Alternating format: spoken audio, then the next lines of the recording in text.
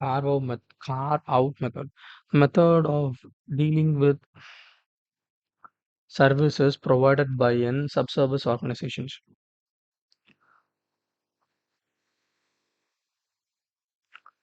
whereby the service organization description of its systems include the nature of service provided by the subservice organizations.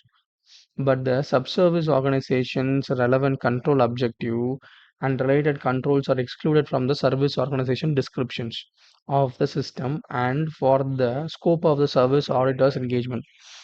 We are giving the audit work to someone, they are not doing the work and they are giving the work to their subservice organization, but the prescription is we are doing the work. That's the way that we think. The service organization description in the system and the scope of the service auditor's engagement includes control and service organization to monitor the effectiveness of the control of subservice organizations.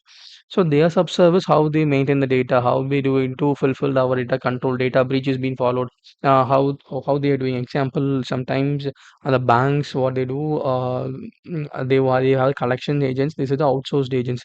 They will do the work, and the management, they have the not prominent positions will be filled by the bank.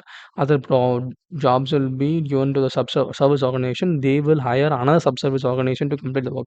How the data is being controlled, how their recruitment is processed, how if they need in the case of money control, how it has been controlled, who is responsible for it, is there any contract is there, how they are performing their due diligence, all the things you should see, which will include the service organization's review of assurance report on the control at the sub-service organization. So this is what carve-out method. Mm. I give the work to someone, the organization gives the work to someone, they don't do the work, they will give the work to other person. Likewise, in accounting field, these companies may have to do accounting, they are not able to do the work. What they will do, they outsource the work to accounting to some organization, service organizations.